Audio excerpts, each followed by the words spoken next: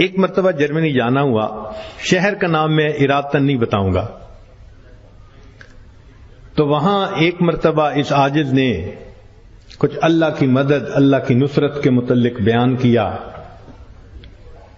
بعد میں کھانے کا وقت آ گیا تو کھانے پہ ایک پاکستانی انجینئر صاحب ملے جو وہاں کافی عرصہ سے سیٹلڈ تھے۔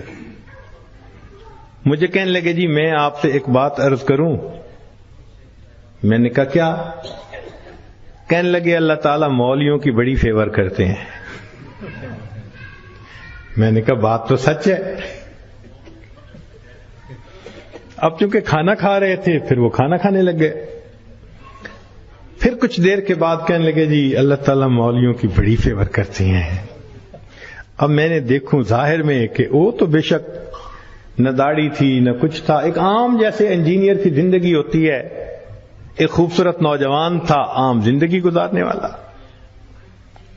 جب کھانا ختم ہونے لگا نا تو پھر ذرا میرے وہ قریب ہو کے بیٹھ گیا، پھر کہتا ہے جی اللہ تعالیٰ مولویوں کی بڑی فیور کرتا۔ اب مجھے سمجھ لگی کہ یہ کچھ کہنا چاہتا ہے لیکن ذرا اس کو وقت چاہیے، علیحدگی چاہیے۔ تو وہ ہم لوگ الگ کرسیوں پہ جا کے بیٹھ گئے۔ میں نے ان سے پوچھا آپ کیا کہنا چاہتے ہیں جو بےتاب ہیں اتنی دیر سے؟ کہتے ہیں جی اپنا واقعہ سنائیں۔ کہنے لگا جی میں نے لاہور سے انجینئرنگ کی، پھر یہاں ایک کمپنی میں میری نوکری لگی، بہترین نوکری، زبردست تنخواہ، اور میں انٹیلیجنٹ بھی بڑا۔ میں پچھلے اتنے سالوں سے اس کمپنی میں نوکری کر رہا۔ ہمارے دفتر میں یہاں کے ماحول کے مطابق مرد بھی انجینئر ہیں، لڑکیاں بھی انجینئر ہیں۔ تو ایک لڑکی انجینئر جرمنی کی، وہ ہماری کولیگ تھی،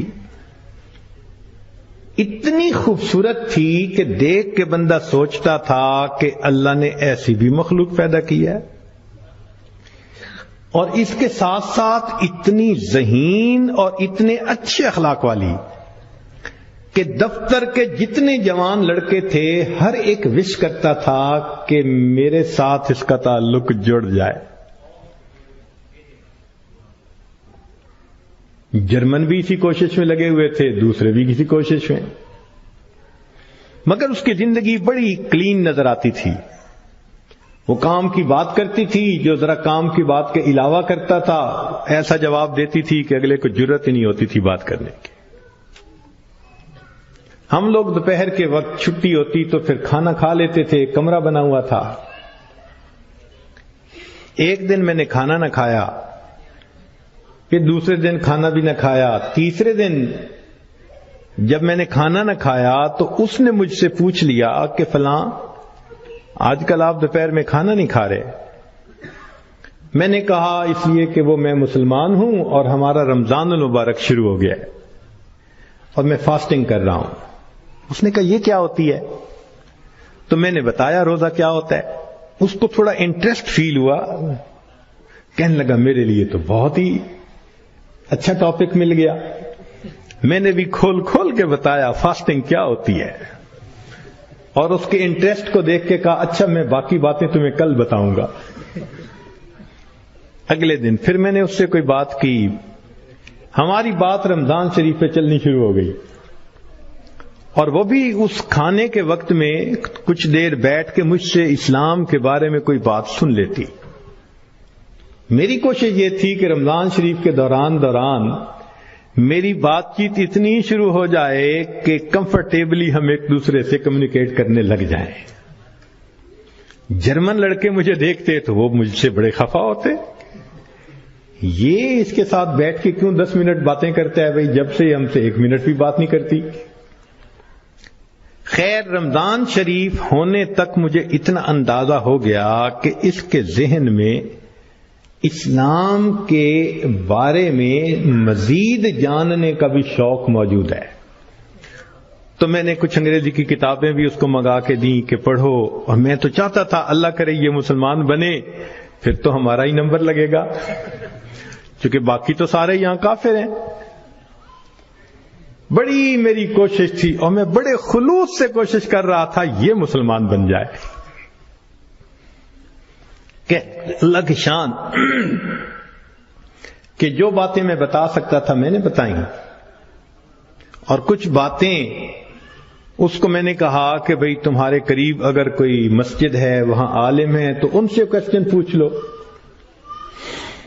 6 مہینے اس لڑکی نے اسلام کو سٹڈی کیا، اور ایک دن آ کے وہ مجھے کہنے لگی کہ کل میں نے کلمہ پڑھ لیا ہے، اور میں نے دیکھا کہ اس نے اپنا سر بھی ڈھکا ہوا تھا۔ تو یہ اس بات کی دلیل تھی کہ یہ مسلمان بن چکی۔ میری تو خوشی کے انتہا نہیں تھی۔ میں نے عشاء کے بعد 10 رکعت شکرانے کے نفل پڑھے کہ یہ مسلمان بن گئی۔ میں کلیگ بھی ہوں، مسلمان بھی ہوں، اس کے پاس تو کوئی دوسری آپشن ہی نہیں ہے، تو اب میرا کام آسان ہو گیا۔ اب وہ جب موقع ہوتا نماز بھی پڑھتی، مگر زندگی چلتی رہی۔ سال میں ہمیں چھٹیاں ملتی تھیں جو اکثر وہاں کے مقامی لوگ یورپ میں ادھر ادھر بیچز پہ گزارا کرتے تھے۔ بات چلی کہ بھئی اس دفعہ چھٹیوں کا پروگرام کیا ہے؟ اس نے کہا کہ میرا ارادہ ہے کہ میں اس دفعہ ٹرکی جاؤں گی، سنیں وہاں بہت مسجدیں ہیں اور بہت علماء ہیں، میوزیمز ہیں، تو مجھے ذرا اسلام کو اور زیادہ سٹڈی کرنے کا موقع مل جائے گا۔ میں نے سوچا ترکی جائے گی تو میرا کیا فائدہ؟ اب میں نے اس کو آئیڈیا دیا، فوڈ فار تھاٹ۔ میں نے کہا تمہیں کیا پتا، اصل تو دین پاکستان میں ہے۔ اتنی مسجدیں ہیں، اتنے یہ علماء ہیں، اتنے فلاں ہیں۔ اب میں نے ایسی سہانی سٹوری اس کو سنائی کہ اس کو لگا کہ اگر مجھے دین سمجھنا ہے تو شاید وہاں انفارمیشن زیادہ مل سکیں گی۔ اور ادھر میں نے اپنی امی کو فون بھی کر دیا، امی میں کوشش کر رہا ہوں کہ یہاں سے ایک لڑکی آ جائے پاکستان، بس اس کو پھر آپ شادی کے لیے تیار کرنا، یہ آپ کا کام ہوگا۔ امی نے کہا بیٹا بات ہی کوئی نہیں۔ میری بہن ایک ایم اے انگلش تھی، ایک ایم اے اکنامکس تھی، بہنوں نے بھی کہا تم ایک دفعہ لے آؤ اس کو، ہم اس کو تیار کر لیں گی، مسئلہ ہی کوئی نہیں۔ اب میری کوشش کہ کسی طرح یہ سفر کرے۔ 2-3 دن وہ سوچتی رہی، پھر اس نے کہا کہ اچھا ٹھیک، میں نے ارادہ کیا ہے کہ ان چھٹیوں میں پاکستان جاؤں گی، مگر میں اپنی ارینجمنٹ خود کروں گی،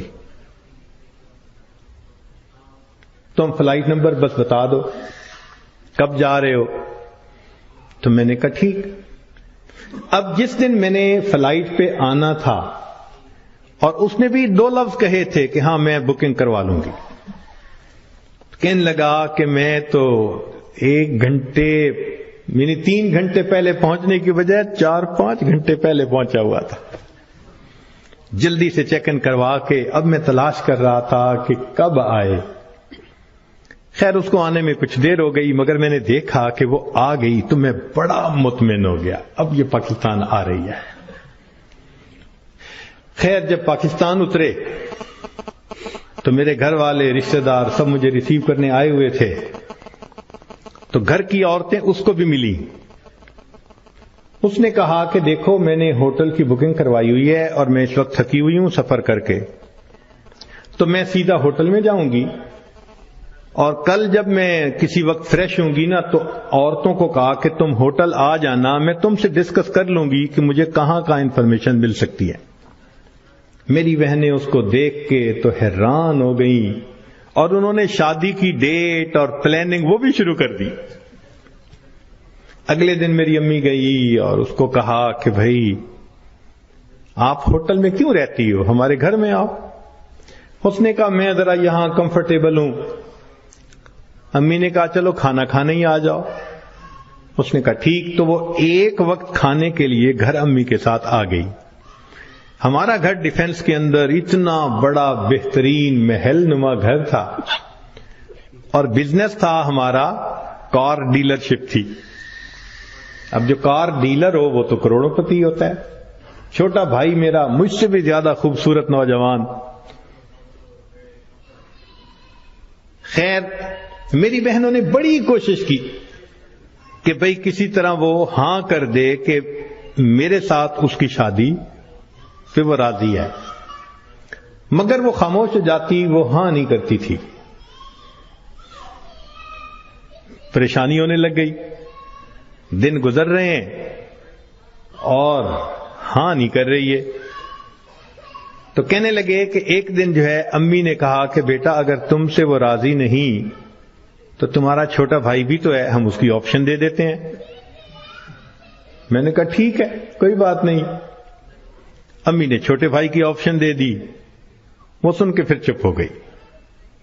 حتیٰ کہ آدھے سے زیادہ دن گزر گئے. فرض کرو 20 دن اس نے رہنا تھا تو 10-12 دن گزر گئے. اب امی کو ذرا فکر ہونے لگ گئی کہ یہ نہیں مانے گی. ہم پریشان بھی تھے. اللہ کی شان ایک دن وہ امی کے ساتھ بیٹھی بات چیت کر رہی تھی. کچھ کہنے لگا میرے ایک چچا ہیں، تبلیغی بندے ہیں، سارا دن مسجد میں پڑے رہتے ہیں اور کام ہی کوئی نہیں ان کو. ان کا ایک بیٹا ہے اور اس بیٹے کو انہوں نے جامعہ اشرفیہ سے مولوی بنا دیا. وہ چونکہ میرے امی کے قریبی رشتہ دار ہیں تو وہ نوجوان ہمارے گھر آیا امی کو کوئی چیز دینے کے لیے. تو اس لڑکی کی ذرا دور سے نظر پڑ گئی کہ ایک بندہ ہے، داڑھی والا بھی ہے، ٹوپی بھی ہے اور وضاقتہ بھی دینی ہے. اس نے میری امی سے پوچھ لیا یہ کون ہے؟ اس نے کہا یہ میرے دیور کا بیٹا ہے، عالم ہے.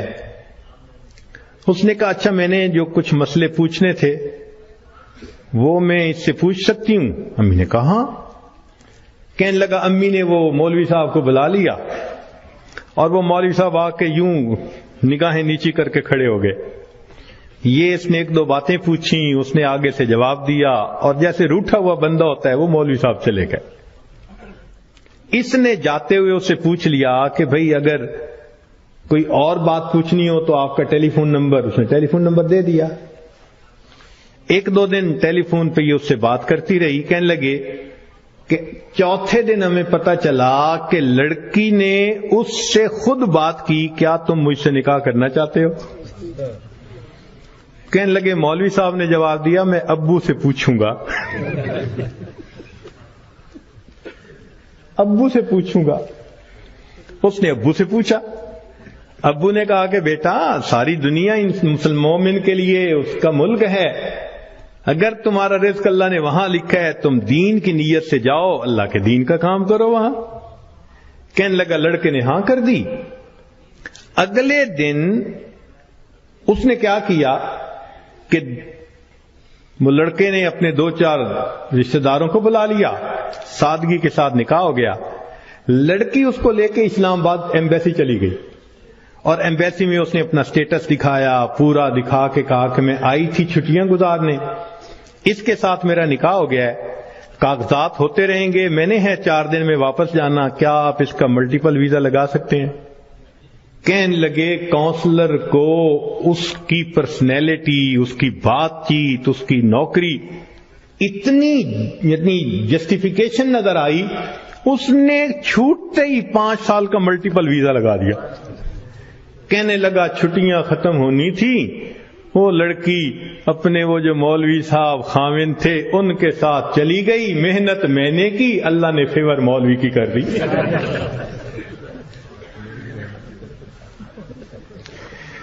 وَهُوَ يَتَوَلَّى الصَّالِحِينَ، وہ اللہ نیکوکاروں کا سرپرست ہے.